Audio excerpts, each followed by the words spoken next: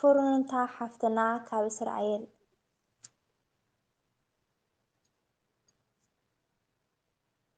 ፍርቱና ሓፍትና ካብ እስራኤል እንታይ በለት? ወይ ለእዞም መናፍቃን ዝበሃሉ ባ ንማርያም ዘሳድድዋ ዓገብ ዘይበሃሉ ኣይ ፍርቱና ሓፍትና እንታይ ክበሃሉ እናፈለጡ ዝጠሓሶ ግዲ የብልኸነ ክፈርደሎም እዩ እግዚኣብሔር ባዕሉ ማበልልና መምህር ካብ ዘለውዎ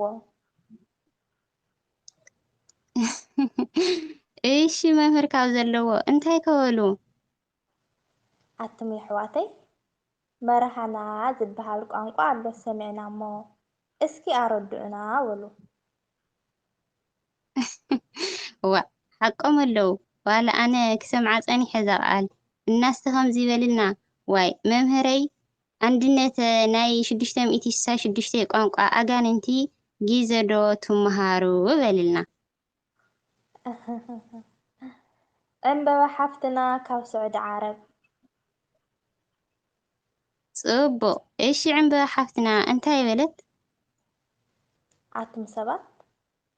ተክለ ማርያም ዝኣክል ሽሙ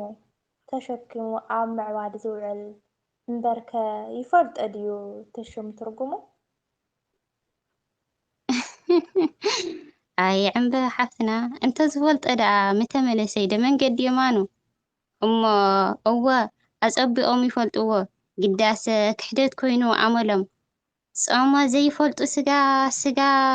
ዝውንጭዎም ደኣ ኮይኖም እምበረ ፍቓድኡ ዳምዳም ኮይኑ መዓሎም እስከ በልልና የመነ ሓውና ካብ ኣክሱም ጽቡቕ የማን ሓውና ካብ ኣክሱም እንታይ በለ? ለሙስ ጉድ ኮይኑ እዩ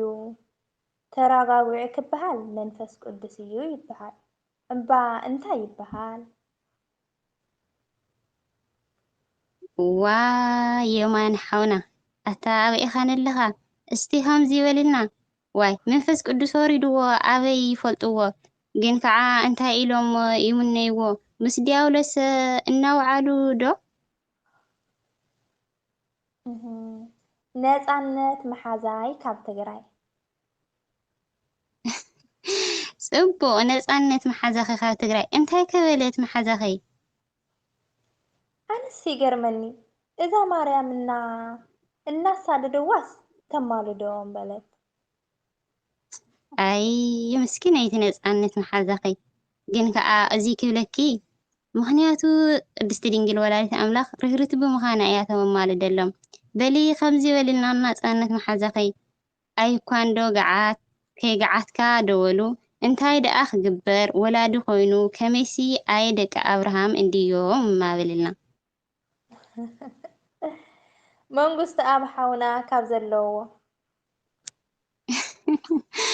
ዋ ጽቡቕ መንግስቲ ኣብ ሓውና ካብ ዘለዎ እንታይ ከበለ? ወይ ጣጣ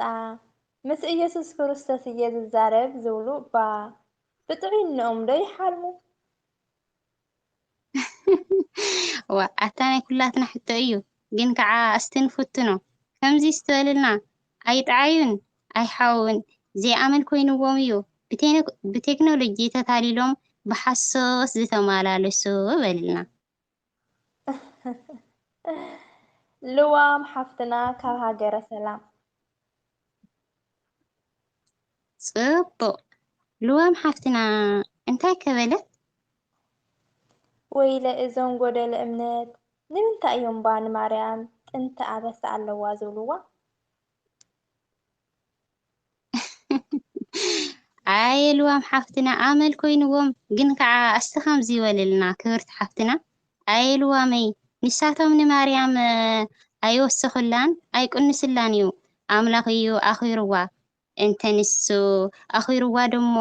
ዘሕስራ የብላን በልልና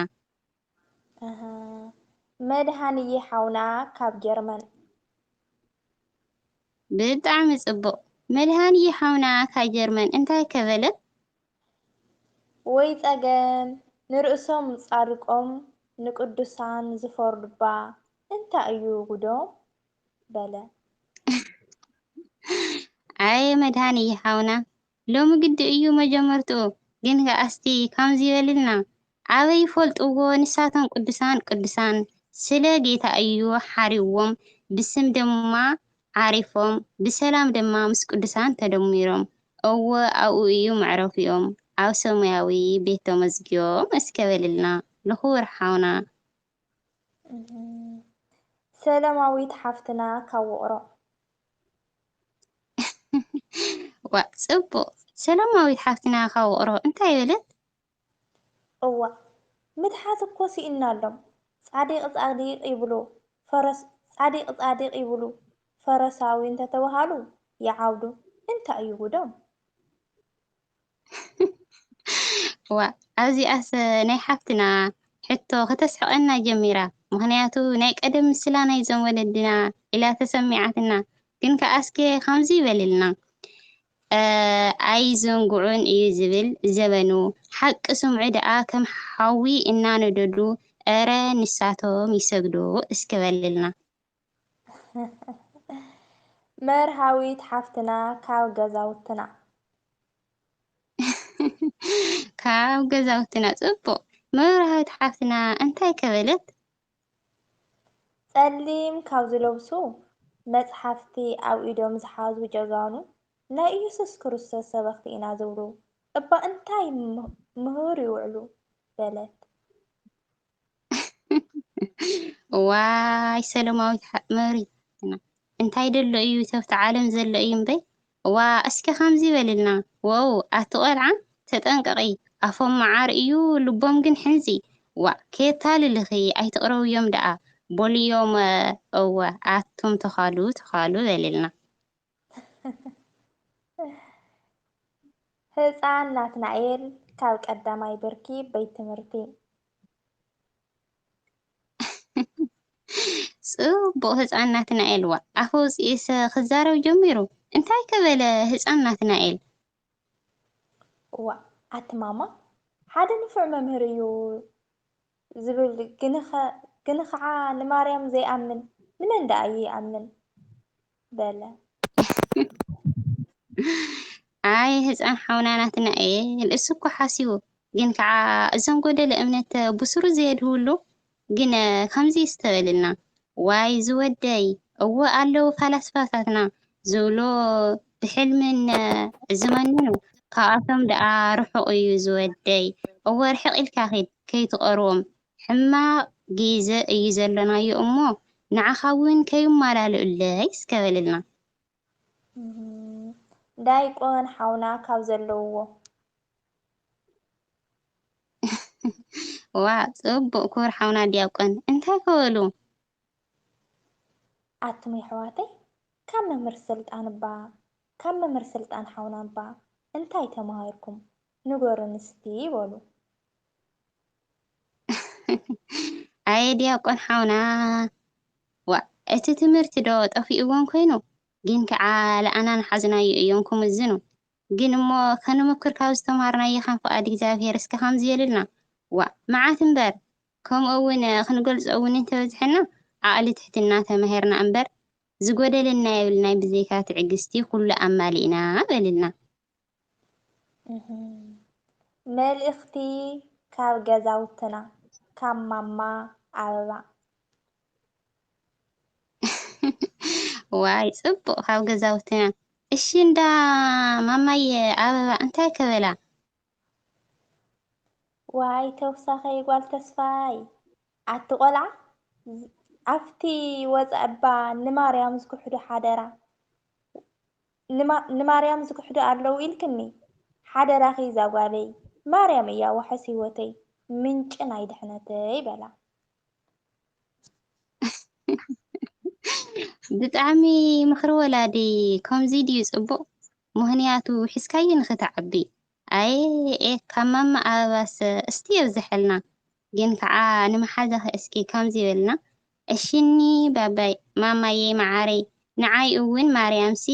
እያ እኮ ምርኩሰይ ዓረቐይት ምስ ኣምላኸይ ንዓይ ዝበቅዓ እኮ የብለይ እምበኣር ክውድሳ እየ በታሪኽ ምጥዓመይ ከኽብራ እየ ክሳብ ዕለተ ሞተይ ብዘይ ድንግልስ እወ ኮንቲ ድዩ ህይወተይ أو بزيد إنجليز كنتن ديو هيوتي إسكابللنا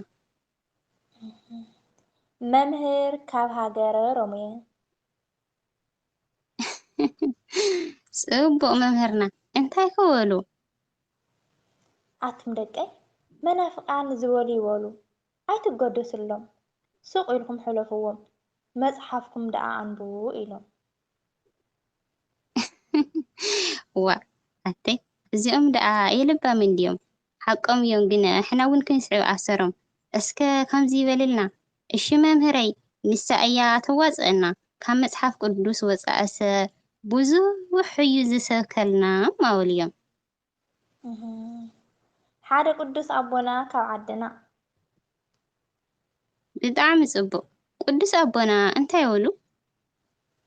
እዞም ደቀይ ኣብ ስደት ዘለኹም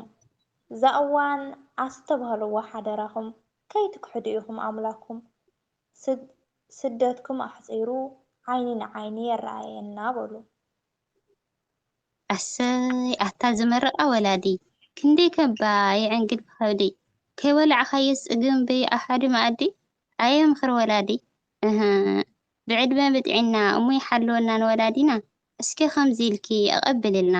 ኣሜን ክቡር ኣቦና እሺ ጸሎትኩም ምርኣኹም ኣይፈለየና ብጸሎትኩም እውን ዘክሩና ኣብታ ቅንዕቲ ሃይማኖትና ንኸጽንዐና ኣሰር ቅዱሳን ኣቦታትና ንኽንስዕብ ቅድስቲ ኪዳና ምህረት ትኹን ኣብ ኩላትና ብዘለናዮ ሓስን ጠበቓ ንበልልና ኣሜን ኣሜን ኣቱም መናፍቃን ዝብልኹም ፈቲኹም ጸሊእኹም ማርያም እያ ኣደኹም እወሳ እያ ኣማላዲትኩም በኣኢኹም ምሕረት ዝረኸብኩም እግዚአብሔር ኣምላኽ ናብ ልብኹም ይምለስኩም እወ እግዚአብሔር ኣምላኽ ናብ ልብኹም ይምለስኩም